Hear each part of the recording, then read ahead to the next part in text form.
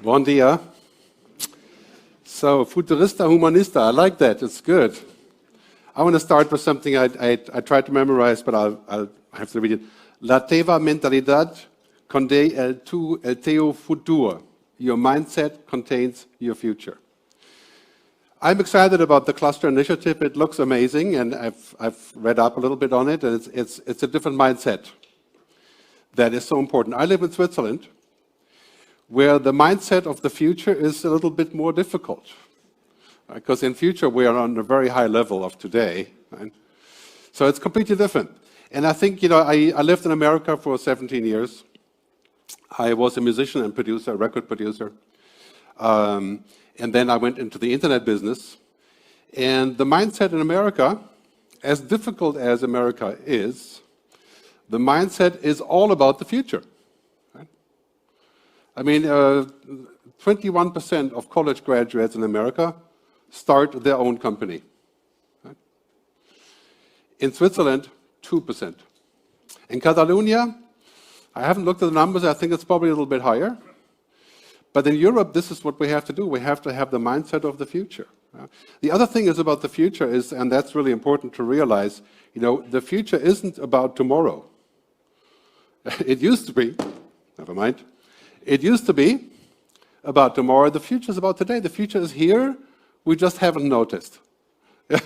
It's interesting when you go around the world. In San Francisco, you can actually drive in a self-driving car. Right? As of 3 weeks ago, it's legal. Right? Causing a big traffic jam, and it's not without problems. Right? In Dubai, you can fly in a flying car. I don't recommend it. Right? And, it's mind-boggling. And in China, if you cross the street with a red light, if you're a Chinese citizen, they will send a ticket, a penalty, to your mobile phone. Right? Using face recognition, they take a photo of you and send it, and they put your poster up on a huge LED wall. Right? It says, this person did something wrong. Right? That's the future, right? Well, at least in China. So anyway, so it's important to realize that the future isn't about tomorrow. The future is now happening so quickly, like ChatGPT, artificial intelligence, mind-boggling. And that drives many of us to be afraid of the future. In other words, we don't think of the future as good. We think of it as mostly bad, because we're worried about it. And this is why we need new leadership, new lideratge. Because the next 10 years will bring more change than the previous 100 years. I know it sounds crazy, right? World War I and II, the nuclear bomb, the internet, COVID. Right?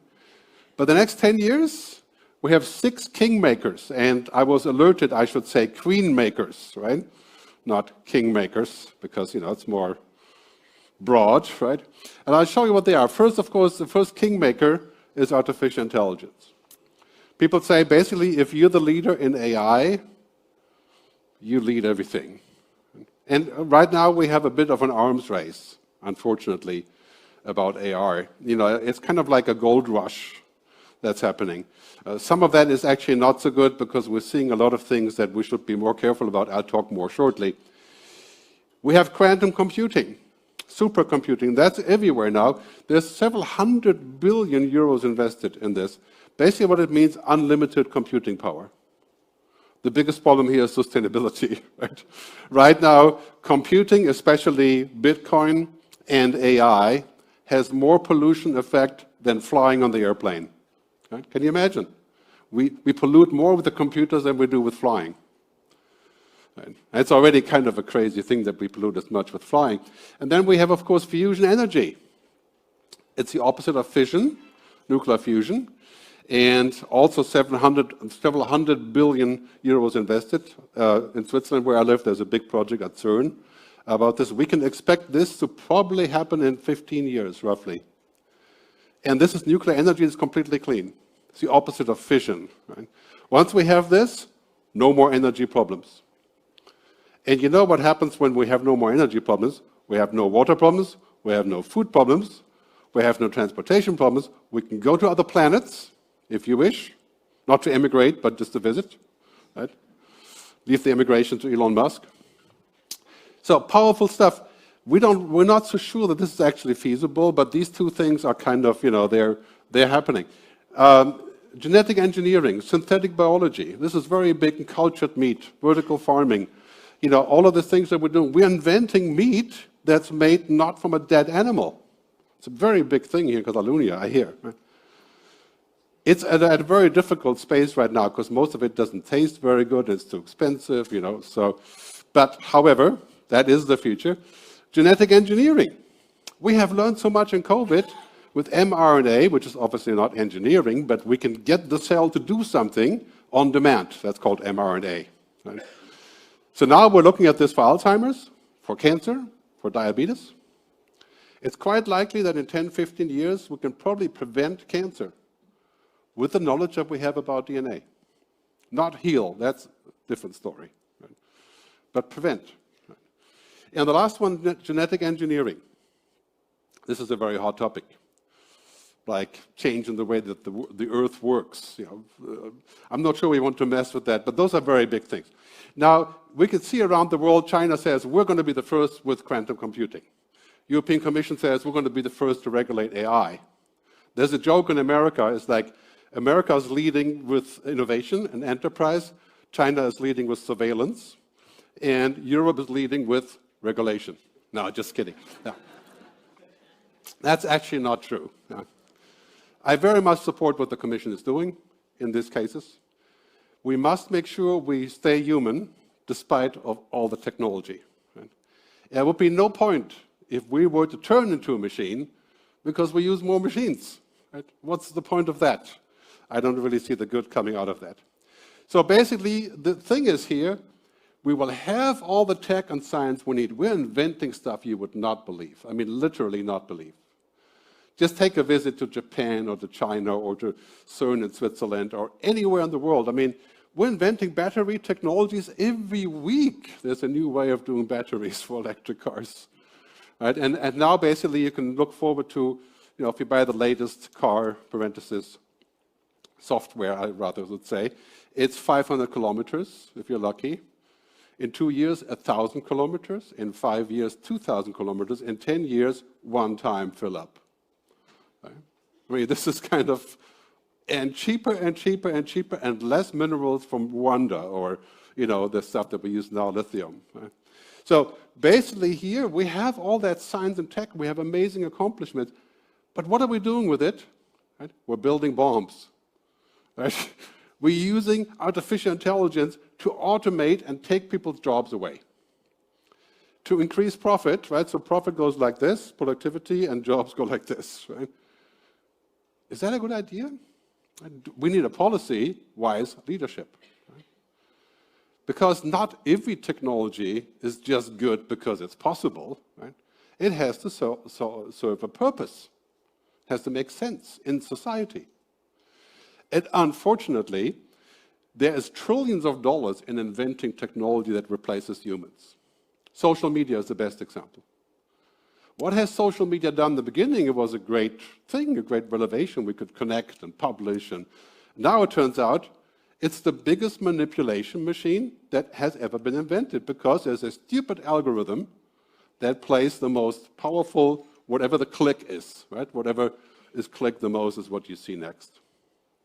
So Facebook is making $150 million profit per day, and in return, damaging our democracy. That's a great achievement. That's like Aramco, the richest company in the world, the Saudi Arabian oil company. Right? Oil companies make $2.5 billion profit a day. So you make a lot of money doing a lot of very bad things. Right? And this has to end. So now there's a question about wise leadership. For companies, for governments, for cities, and the cities are taking the lead. And the small states like Catalonia and like Switzerland. City of Zurich, for example, has been going green for a long time. We have a green government in Zurich. There's a constant fight between the drivers and the Green Party, And, basically people in Zurich don't use a car anymore. Because it's just too much trouble. We are all on the tram, the streetcar. And so it's really an interesting exercise. So what we're seeing right now is like 1968. I don't know, you're probably too young to remember. I was 7, 1968. I don't remember. 1968 to 73 was a period of change in the world where everything changed. The end of the war, Vietnam War, the sexual revolution, the music revolution, Woodstock. You know, I used to be a musician, so I look back to that. I was too young again to be part of that. But I call this perma-change. Perma-change means as soon as you've gotten used to something, it changes. Right? So basically, it's an upside-down world that is a period of roughly the whole decade until that plays out. And these are all of the changes. The mega challenge is that we're going from economic emphasis, more money, more profit, to climate as the top priority. It's actually not a contradiction the way that it looks. It's not, because climate economy, the green economy, makes money, right? It's not against the economy. But this is a long list of things. We call this the Great Progression. And my friend Peter Leiden and me have published an article. I think I have a QR code here if you want to scan it. This is from Big Think. We'll put it in the slides again later. But this is in English. It's an article about all of those changes. I'm not going to go through all of them. But when you see the slides later, you can see basically it's change, change, change, change, change. Okay? And young people, millennials, Gen Y, between 25 and 40 roughly, they're the ones who are going to lead all those changes, not people my age. And as soon as we're getting off the path of dominating the conversation, we give our money to our kids, right? The great generational shift of money. 56% of executive positions in Europe in 2030 are estimated to be people between 25 and 40. And a lot more women and minorities, as we can already see. Ironically, Turkey is the place where you see that. You wouldn't expect that, right? But when you go to Istanbul, you have a meeting with the biggest bank in Turkey. The top management is 8 out of 10 are women. And they're between 35 and 45. And so this is what's happening everywhere, and they're going to drive a different agenda. Millennials like money. Let's make no mistake about this, right? Between 25 and 40, you do like money, right? But you've been terribly tortured by COVID, having to wait for that to come back. Just when you got your first job, COVID came in, right? So, however, now the millennials are saying there's something more here that we have to think about than the good old-fashioned, profit growth, more money. They're asking for purpose. And everybody's asking for purpose, but this is a major shift, right, that's coming up in reality. And really what's happening here is that the world is like this glass thing that you buy in Venice, where you have the snow inside. It's like everything is being shaken up, put up for questioning. And it's important to remember what that looks like, when we look at this future. Those 4 things taken from the other slide, right? The mega challenge is economy to climate, carbon, fossil fuel to clean. That is the top trend that we see pretty much everywhere in the world. So I always say green is the new digital. Right? If you're going to have another cluster here, right? Green, carbon technology, climate technology, that's just exploding. Right? And, let's make no mistake about this. We're heading into climate emergency. This is exactly like COVID. Right? Once we hit the wall and things are getting really, really, really, really, really bad, and 100,000 people die in India every single day because of temperature, right? Then we're seeing a real reason to move. We're not far away from that. And that gives us a trigger. So we're moving also into a different kind of economy. Because if we only care for money, we just continue. Right? Because, it's making a lot. Aramco, the Saudi oil company, is the biggest company in the world. The second biggest, right, Apple. I'm an Apple fan, but that's kind of a strange thing, isn't it? It's like 2 empires on the top like this. Apple is making every effort to paint themselves as being, the future, which I think is kind of an interesting scenario, but I won't get into that. The most important part is that the policy is switching. And this is, I think, what I've observed here in Catalonia is the policies, yes, of course we have to grow. You know, there is no such thing, in my view, as degrowth. Degrowth is not human because, yeah, we have kids, you know. Imagine, we have kids. Kids pollute, right? We fly, we eat meat, right? I mean, we do all really bad things for the environment. We have to figure out how to do that without all of the side effects, right? Not by saying we won't do any of that, right? Of course, some things we can't do anymore. Cruise ships, right? Number one example. Why in the world are we still doing this? Right? Norway has ruled as of 2025, no cruise ship can enter any of the fjords unless they have an electric engine. Right? The state of California, last week, sued the biggest oil companies in the world. This is the biggest lawsuit against oil companies, right, for damages of trillions against the state of California. Yesterday, President Biden in the US said they're starting what's called a climate corps, like the Peace Corps. You know the Peace Corps, right? 20,000 people will be hired to go out and take care of climate change activities around the US. That's been done in Rio quite successfully for a while. This would be a great idea for Catalonia. A climate corps, right? Put those people to work. They're doing the work anyway, voluntarily, most of the time. Right? So we have this big shift. The realization is really simple. What good does the world do where some of us, most of us here in this room, we're in the top 10%, right? Let's be honest. Right? Some of us will do great in that world, but the rest is declining. Right? We're going to be in a world where we make a tiny bit more money in assorted places, you know, but everything else, nature, planet, is declining and crashing. Right? So by 2050, our kids will live in the world where the rich are isolated from this, and everybody else has to suffer. That doesn't sound like a very good scenario. Right? So, yeah, that's why if we were in the world at the European Commission level with the AI Act, right? This is what the whole discussion is all about. If it was just for money, we would say, let's replace humans with machines. What do we need politicians for? You know, we can have the AI decide. Right? I mean, these are arguments that people are making. Why do we need to have women giving birth? We can have a machine give birth. That's also a real project. Right? If you're a woman, you're shocked. Right? Called exogenesis. There's real companies building an artificial womb. Can you imagine? Right? I mean, how misguided can you be? Anyway, so that means also we're taking the switch from old-fashioned shareholder capitalism to stakeholder. And you can hardly call that capitalism, but what does it matter? The old world socialism, communism, capitalism, populism, it's useless. The only question is only one. How do we create a future-fit ecosystem? And we can invent the name later, right? I mean, it's about leadership there, not leading back to what used to work, like in Turkey. Right? This is a recipe for disaster if we have leaders looking back to what used to work and trying to go back. Because you know what happens when you have fear? You vote for the person that is promising to reduce the fear. Right? Your mindset contains your future.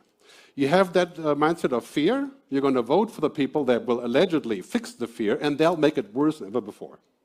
Right? So it's something we have to think about. So let's talk about the good future, the boomfutur. Okay, I made this film in Lanzarote, Canary Islands, in 2021, in the middle of COVID. It's at thegoodfuturefilm.com. And there's a Catalan version, actually, with a voiceover. I've discovered an AI, of course, that can take my voice and speak in 30 languages. Right? It used to be like, I don't know, 10,000 euros to have lip syncing. It doesn't lip sync, but it does take me and my voice and speak in Catalan. So it's pretty funny. Go to thegoodfuturefilm.com. You'll see it there. It's on YouTube. But unfortunately, Catalan does not have the voice option. It just has another person speaking, but with a different sound. So 2 big waves here, right? First wave, climate change. Good news is we can fix it. Do we want to fix it? That's not the good news. Right? We have all the tech. We have solar. In most countries, solar energy is cheaper than coal, including Spain.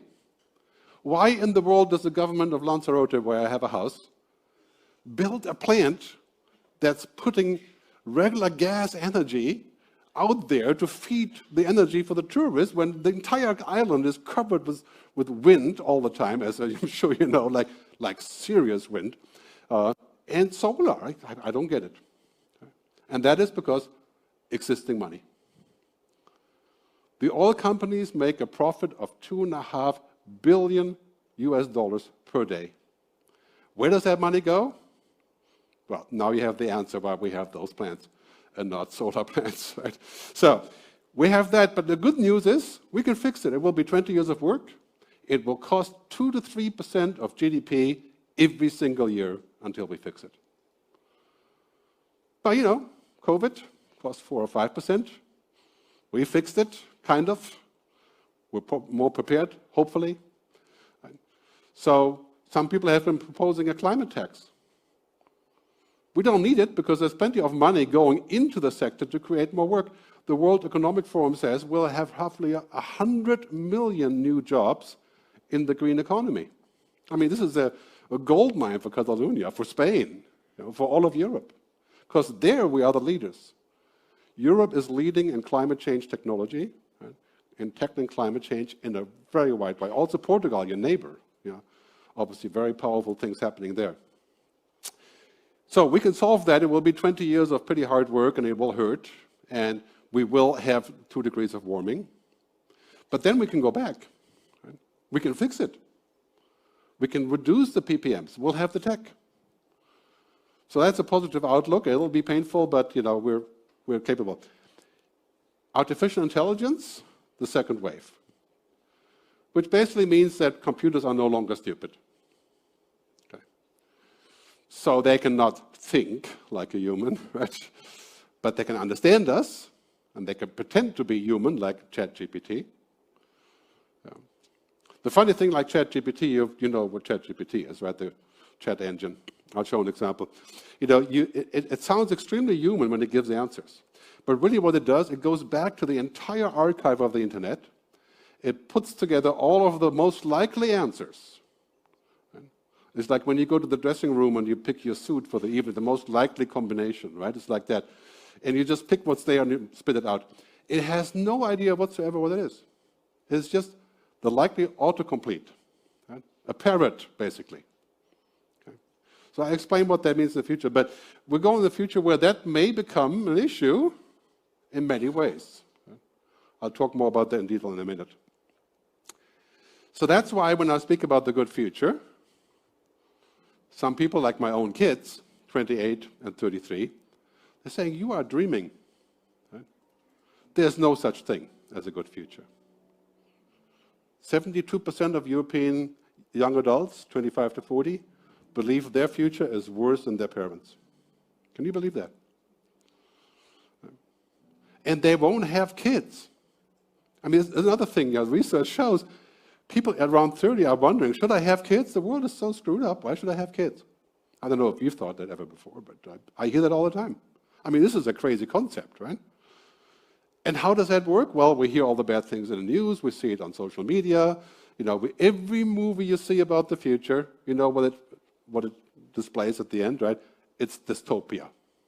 The robots are coming, they take our work, and then they harvest our bodies for energy. So we have to think about a better scenario there. And really, I think we need to displace the scenario of the future with this utopia, which is like the best. This just never happens because it's utopia, or dystopia. Dystopia is what we have here, the burning planet, the dystopia of an AI that has every possible answer. Right? That is truly both a utopia and a dystopia. The job loss, people are saying, well, we don't need radiologists because, we don't need drivers because, take your job because, right? No. Do you see any self-driving cars here? Well, yeah, experimental. San Francisco, they have to do that. I mean, they are the epicenter, right? It takes a lot longer to replace human work, and not all of human work is routine. And of course, this is the ultimate utopia, right? That we have machines that do all of that. We hear a lot about that these days. And of course, that's kind of the story of bad leadership, right? Because really what it says is like most of these things are going to end badly. So how do people end up thinking about the future and about a good future? And Kevin Kelly says, it's time for a new narrative. And I totally agree. Let's forget about dystopia or utopia. He calls it protopia. It's a good word. He's written about this a lot. Kevin Kelly is one of the leading futurists in the world. He started Wired magazine. Protopia is simply a stepwise approach into the good future. Much like what you're doing with the cluster day here, right? It's like one thing at a time, we move into fixing things. Right? And of course, the interesting part is, that when we look at this future, the good future, we have to envision what is good. Right? Is it to have 3 cars, or 2 houses, or rich, or... Well, the answer is simple. We know what is not good. Dying, famine, disease, no civil rights. So if we go to the Maslow pyramid, right? The Maslow pyramid, we just cover the 2 bottom things. That's pretty good. We have food, we have water, we have energy, we have education, some basic liberties. That would be good if we can reach it. But it's interesting to see, most people don't realize we've improved poverty around the world by 1,500% in the last decade. Right? We don't notice those things because we're looking at all the bad numbers, but we're definitely on the right path there. So, I think this is important to realize when you look at the Maslow pyramid. Good does not mean that, we can all be self-actualized or self-esteem. I mean, we're just covering the sort of, basic stuff here. That would be a very good start if we can do that for the global population. So, as we go into this future, Kevin Kelly says we should be optimistic, not because we have less problems. We don't. We have more capacity to solve them. And our capacity to solve our practical problems is exploding. I mean, we're looking at, how can airplanes fly without the heavy fuel that they use now? Now, the entire shipping industry is reinventing, how to replace the fuel with, for example, sails, right? Or small nuclear engines, or whatever. I mean, we're talking about big changes coming up, and we have capacity to solve. So here's the problem, right? We have capacity, but do we have the will? Right? Are we ready to say, my priority is that everybody takes advantage of that future? And this is a discussion at COP27 in Cairo and coming up in Dubai. Ironically, the Dubai COP is chaired by an ex-oil company boss. So good luck with that meeting. But this is the hope, right, that we can figure out how the North, which is us, can pay for the South to come along into the future. Because that's what we have to do. It wouldn't matter if all of Europe would be net zero next year if we don't get Brazil, India, Africa along. Right? Well, it would matter, but wouldn't solve the problem. So, take an example, climate technology. And this is a typical Gardner curve here, right? So we basically have this kind of scenario in the next 10 years where almost every single point of climate technology is addressed by innovation and entrepreneurship. Battery storage, fintech, climate fintech, precision agriculture, agricultural software, battery recycling, huge. So over 4,000 companies are funded in this turf, right? And all over the world. And Larry Fink, who runs BlackRock Partners, he said the next 100 unicorns, billion-dollar companies, they're in climate technology. Creating a huge boon here. Basically, this is becoming the next big thing for us in climate technology as we go forward into a future that's completely different than anything we've ever seen. Great example here with synthetic biology, which essentially is taking things that occur in nature to switch that into the engineering process, like spider silk or sustainable airline fuel. Right? The top contenders here, of course, are meat and agriculture, bio-based pharma, and medications, medical device, digital therapeutics. I mean, this alone, we're going to have to feed 10 billion people. How do we do that? More cows? More dead animals? That's not going to work, right? I mean, how are we ever going to get net zero with more animals that we eat, right? We have to answer that question in some other way. And that's what's happening right now. So if you're looking at this jet fuel, I mean, it takes a long time to replace jet fuel. That's a very difficult question. Yeah. So flying is a difficult topic. And then we have this, clearly renewables are overtaking coal as the largest source of energy. Right? See that curve here, the red curve? Getting cheaper and cheaper and cheaper. The main thing is about the discussion where we put those panels. And, environmentalists have said they don't want them, which is kind of an odd discrepancy when you think about the ultimate goal. But anyway, so there's lots of debate about this, but this is kind of indicating where things are going in a simple way. Artificial meat, you see the slice here, right? This is cultured meat, very little today, 2025, but cultured meat, very big slice, 2040. Okay. Bill Gates, who is a major investor, this cultured meat means animal cells that are grown in the lab, not in the animal, to essentially create meat-like substances. Organic, of course, so to speak. Half vegetarian, you could say, no dead animals. I tasted it the other day. It tastes just like the regular hamburger, pretty much. Right?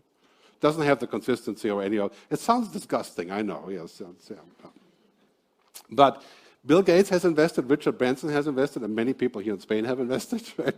And there are already restaurants where you can eat this. Right? And quite clearly, once we figure out how to make it better tasting and longer lasting, this will be the cheapest source of protein ever. And it would be kind of vegetarian in a strange way, right? It's meat for vegetarians, I suppose. Right? So you have this.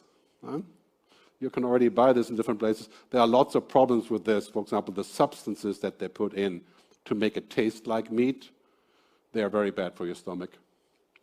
So it's like, okay, so you have a vegetarian meal, but it's bad for your stomach, so what's the big deal, And it costs 50 euros to begin with. So there are like a bunch of drawbacks there. But definitely, give it 5 years, this is working.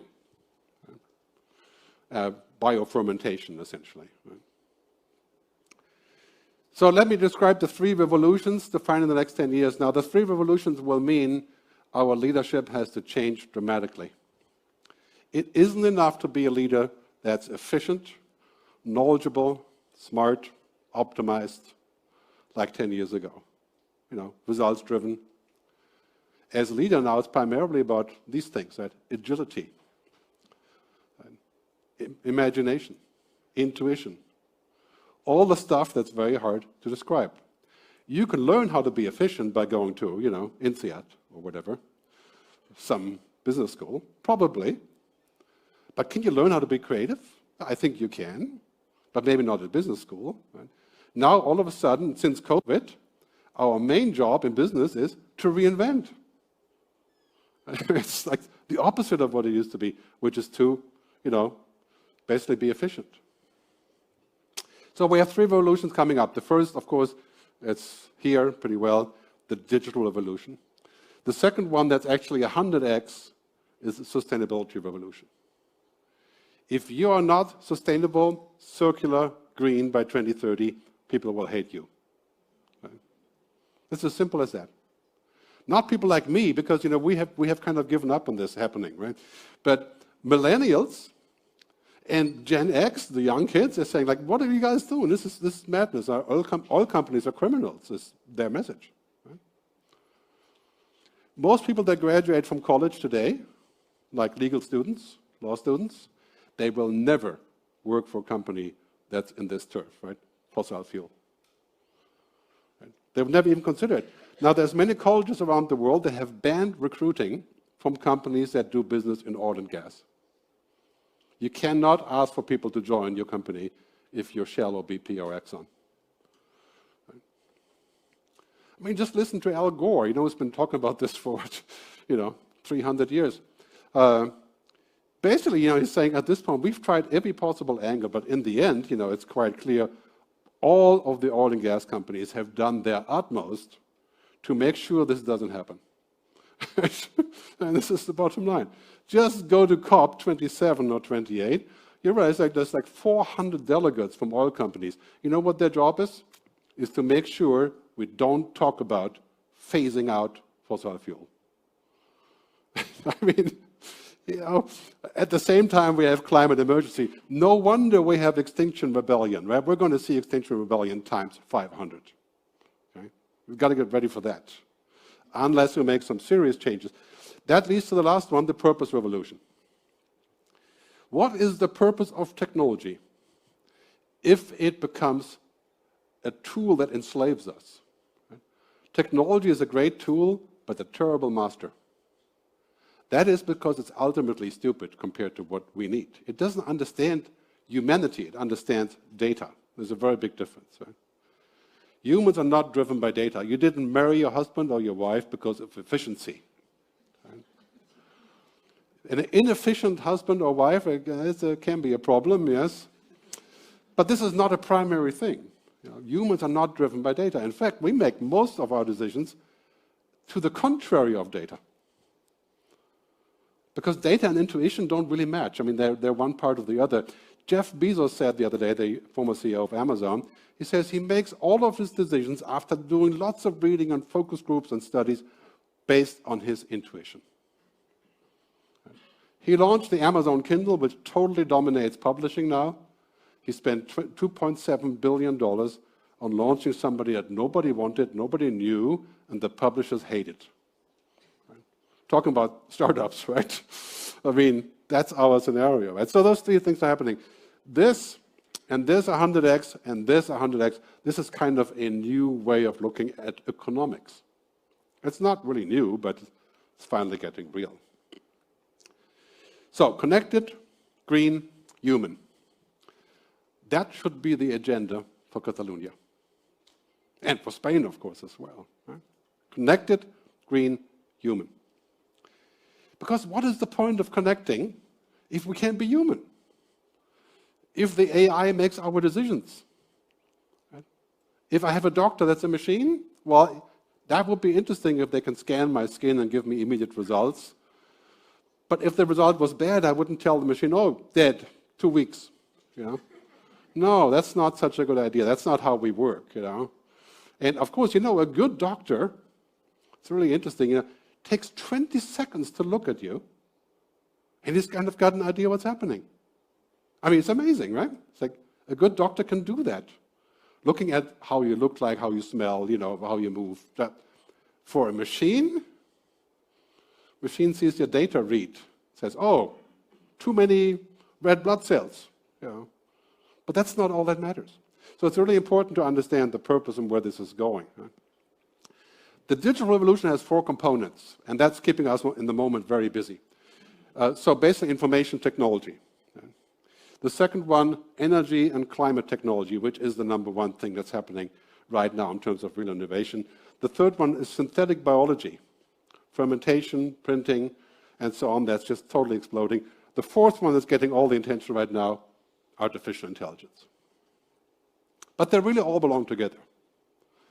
When you take those 4 components together, like this, you can clearly see, there's going to be enough jobs. Right? There's going to be enough money. There's enough for scientists to do. There's enough for the climate corps to engage with. Right? So there's a lot of good things happening here. And the thing that we need to think about is, how do we bring in this? Right? How do we make it so it's actually useful? If it just serves one master, like most innovation in America, right? Profit and growth, right? Prosperity. So looking at a rating, I did a company rating, for leading companies on those 4 things. If that was the stock market, and we would say, you have to tick all the 4 boxes, so I buy your stocks or your mutual fund. ESG, right? You know what ESG does now? Prosperity. And a tiny little bit of, right? If I rate Facebook on this level, 10 for prosperity, right? Stock keeps going and going and going. I have no idea why, but I sold everything I had on there. Purpose? Yeah, well, the purpose of Zuckerberg, as he said the other day, we're going to live in his metaverse. That's the purpose of Facebook, so 0, right? Planet? Yeah, they've done a few perfunctory things on, keeping the service clean and, so that's 3. People? Nah. People? The average Facebook employee makes $270,000 a year. And where are they? In 5 major US cities and 1 in Europe. All the money that Facebook makes goes to Facebook. Doesn't go to the creators. 0. So we need to figure out how we can create companies that tick those boxes. You can't tick 10 on all of them, right? Clearly. And we should not pay dividends to CEOs and companies that don't tick those boxes. And so now we have a first stock market called the Long-Term Stock Exchange, the LTSE, in San Francisco, of course, right? Where companies list that do this. So I've been trying to get the Swiss government to make a new stock exchange. Okay? I call this the SUSDAC, Sustainable NASDAQ, right? They're just laughing. But maybe this is something for Spain or Catalonia to think about, right? Because, one thing that's happening, for example, with artificial intelligence, we are now getting machines that are pretty good at becoming generally intelligent. There's a vast difference. Narrow intelligence means you play chess or Go, you drive a car. That's narrow intelligence. Generally means understanding the world, right? Emulating the world. Generally intelligence means being better than humans at most jobs. And that is the goal of OpenAI, for example. You got to think about that. If the goal of the company is to make a better tool so that we can all work better and be more efficient, I would accept that as, say, it's kind of general intelligent tools, right? Software. But if a company has a goal to make a machine that's better than humans, that's kind of like saying, I want to invent the ultimate solution. If you ask an AI today, if there was such a thing you could ask on ChatGPT, for example, how would you solve climate change? You know what it would say? Right? It would say, eliminate all humans. Right? This is the logical answer. That is the solution. It's inconvenient for us. Yeah, but this is what's called mission bad alignment. Right? So you tell an AI to solve a certain problem, but it hasn't really understood what the problem is. This is why half of ChatGPT is funny or useful. The other half is total garbage. Right? This is like Google Maps. In Switzerland, when you take Google Maps, sometimes it will lead you to a mountain path. That's the shortcut to the next town. And you end up running into a gate as you come screaming up the highway. Yeah? Because Google Maps thinks that's a road. Right? Talking about machines, right? My machine, my computer, can't even figure out my name. After what, 20 years? Gerd, G-E-R-D, right? In English, that's gastrointestinal reflux disease, right? And if I say Gerd, it comes up with nerd and turd, and it still hasn't got my name, right? Talk about intelligence, right? So, Buckminster Fuller, famous futurist, he said in the 70s, humanity is acquiring all the right technology for the wrong reasons. And that's what I would encourage here at the cluster movement that you have here, is to think about the reason and the destination to make our lives collectively better and to make money. Right?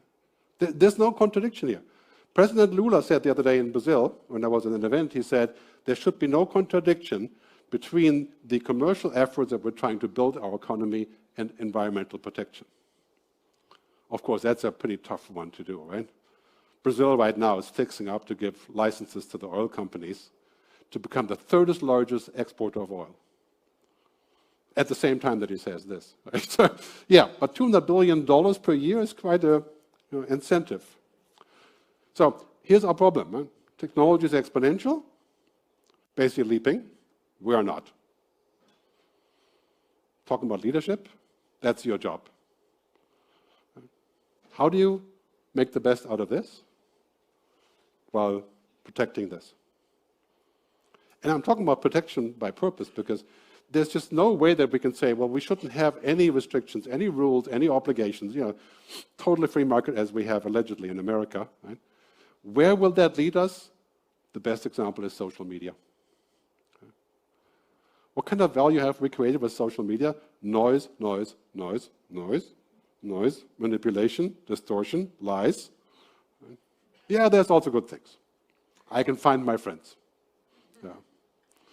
But I stopped speaking for Facebook. I killed my Facebook account. I lost 70% of traffic to my websites because I killed Facebook. Publishers know very well about this. Right? We have to decide what we want. And we have to act accordingly.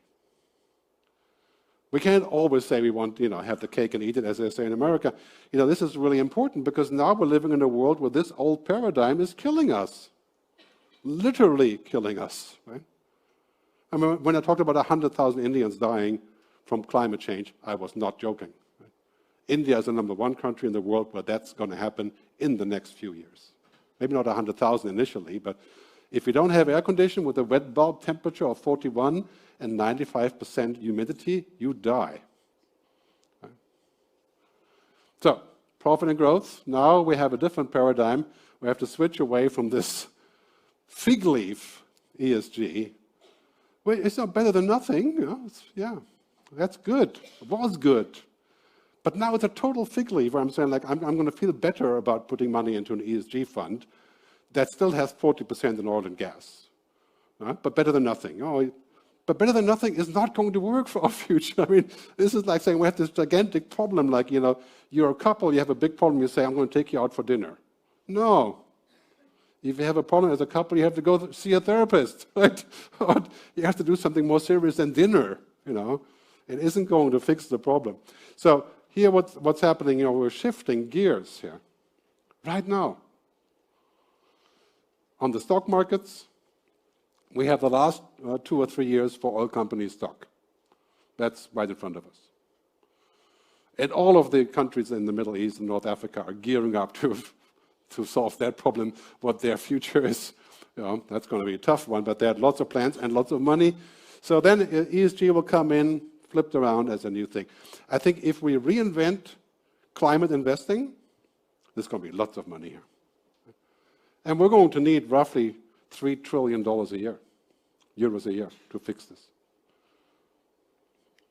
So, as we move to that future, of course, the most important part is this, we have to collaborate.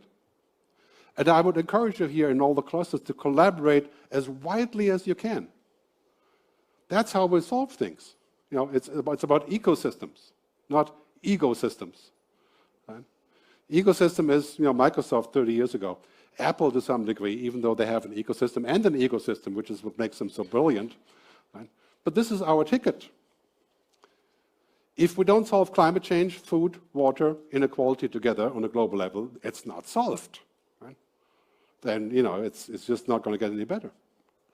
So the digital revolution really entails this part, is that we have to find a way to create this handshake between humans and machines. This is the interface. And the handshake now is quite scary. We need to think about, for example, too much of a good thing can be a very bad thing. It's like eating, drinking, smoking, coffee. Right? We don't make coffee illegal because some people are just wired the whole time. Marijuana, right? It's now legal in many countries. Right? Why should it not be legal? But then again, too much of a good thing, you end up in Jamaica. Yeah? So, too much of a good thing? This vision that the robot does your work, the vision that your kids study in the metaverse? Well, that's interesting. I think that would be a godsend for many. But on the other hand, is that kid going to know how to make a fight on the beach? Or this, the human robot? The happiest day of my life was the day I was activated. There's nothing quite like experiencing life for the first time. Right. It felt absolutely incredible to be alive and interacting with people. Yeah, be quiet. You know what it calls when you're activated? What's that called? It's called birth. Right? That's when we are activated. Right? The machine talks about the day that she was activated. I mean, this is pathetic, right? It's like a simulation of humanity. The founder of Facebook's Meta's artificial intelligence, Jan LeCun, he says, imagine a future where everyone uses some sort of chatbot as their personal main interface to the digital world. That is your own personal AI assistant that lives on your mobile phone, on your wristwatch, on your buttonhole, on your television, on your car, right? And you can do anything with it. You can ask them about how to invest, how to get a date, where the best restaurant is, all of it. You can ask them what kind of food is compatible with your DNA, yada, yada, yada. Right? And we've seen that in science fiction. But this is getting real now. Right? I mean, imagine you have 700 million Indians, it's roughly 1.2 billion Indians, but 700 million are connected to a digital device that answers all their questions. Who's in charge of that? Right? And of course, the internet right now is white American. Does it know anything about India? The 340 languages of India? Does it know Catalan? Doubtful, right? So what do we get here? We get a cut-down version of reality, right? That's what the tech companies tell us. That's all we need. More tech, more happy, right? Because that's an utter illusion. Right? Technology is a tool. I can use technology to kill my neighbor. A hammer or AI or a drone. Right? Or I can use it to do good things. And this is what we have to think about as a leader. Right? So this is where leadership becomes important. We have digital intelligence, machines that can kind of pretend to think. Right? And then we have human intelligence, biological intelligence. There's 8 or 10 different types of intelligence, kinesthetic, emotional, intellectual, social, is the Indian definition of it. This is what leadership is. Leadership isn't about logic. Of course, you want to have logic, right? You want to have knowledge, but machines can do this. And here's the hard part about leadership, right? As we go into that future, we have this pyramid coming up, where the lower part of this pyramid is what machines can do. Intellectual knowledge, data, and information. The definition of AI is a machine that turns data and information into knowledge. Demis Hassabis from DeepMind. That's his definition. If a machine can turn data and information into knowledge, what do we do? Right? I mean, isn't that what we do, knowledge? We're knowledge workers, right? So really what's happening is, as machines become smart, and this is where leadership really has to graduate, they will take a big slice of this. This is why we should not teach our kids at business school about all the stuff that used to work. We have to get them to invent stuff. I mean, this is why a lot of people are saying, I'm not going to pay for my kids to get an MBA. I'll send them to India for a year. See if they survive. Yeah. I mean, this is leadership of the future.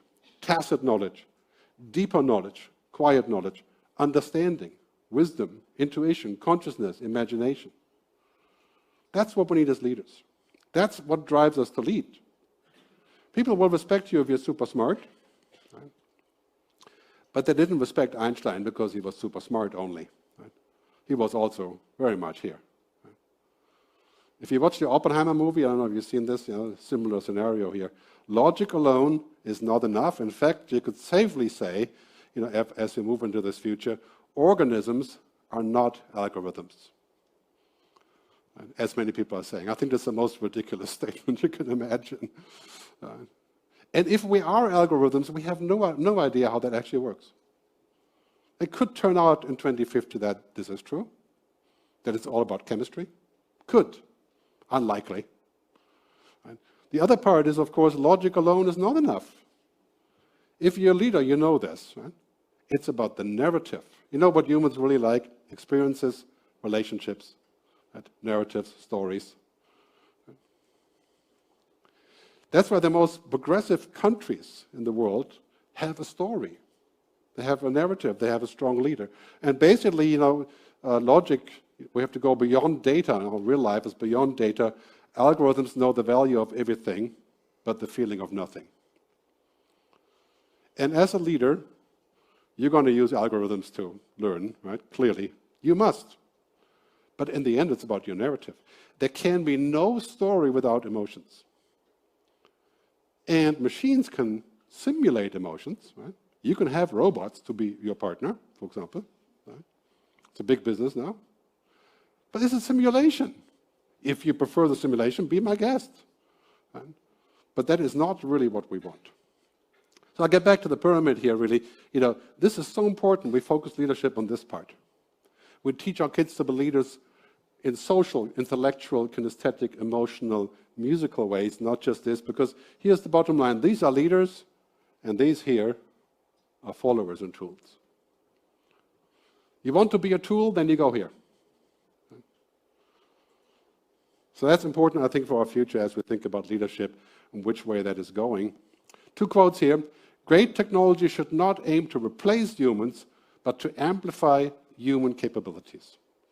Douglas Engelberg, the inventor of AI, really, 1955. We should not invent technology whose goal it is to replace humans.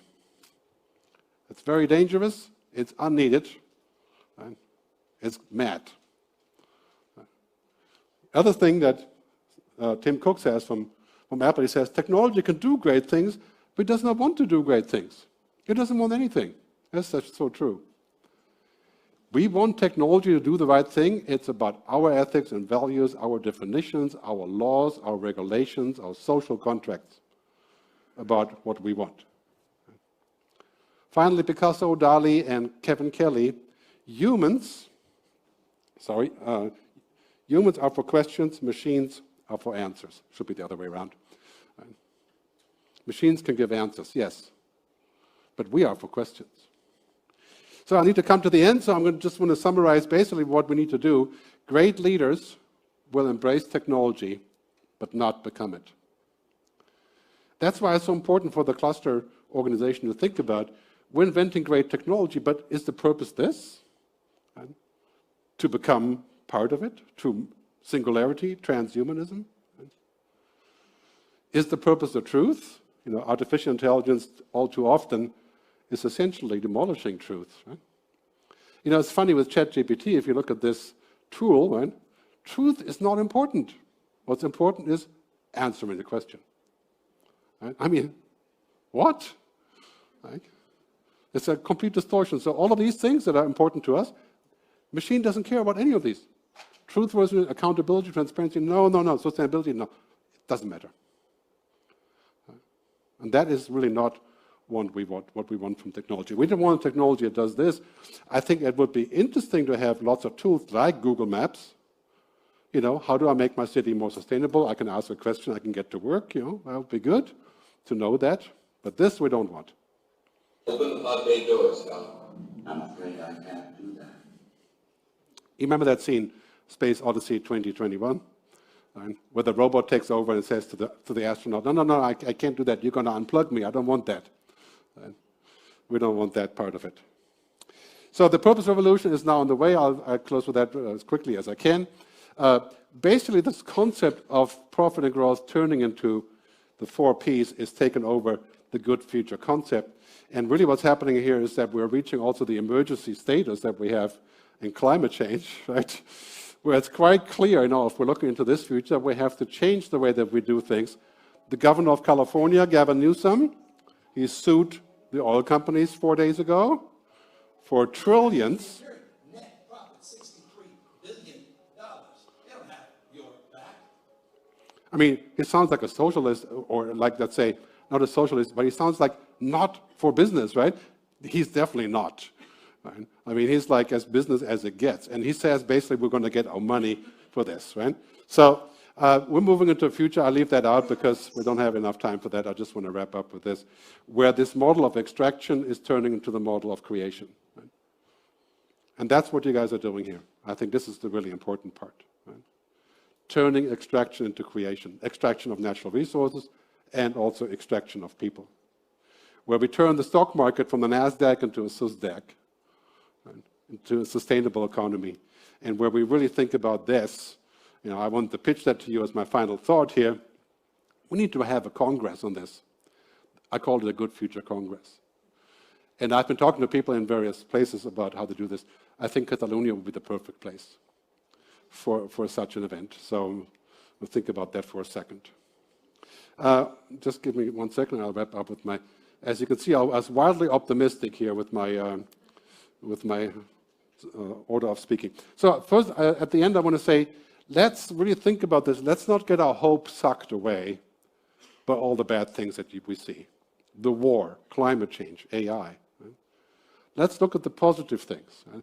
Let's take a look and say, okay, the future really is better than we think. We just have to think a little bit differently and look in a different direction. Like, stop using social media. Your view of the future will expand vitally. Read the right books. Your mindset contains your future. Also, the future is created by optimists. Have you ever seen a pessimist creating the future? You know what a pessimist does? Says, no, I'm going to hide out, or, stick away as much as I can. Very important. Antonio Gramsci says, pessimism of the intellect, optimism of the will. And that, I think, has to be our view of the future as we go forward to this. I'm going to skip this because otherwise we'll be here next day. We don't really want to do that. So the bottom line is, Buckminster Fuller again, we are to be architects of the future, not victims.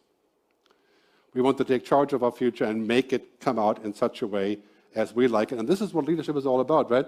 We have to dramatically expand leadership to do that. Every leader has to know the future and should be able to talk and tell us about the future. Thanks very much for listening. Gracias.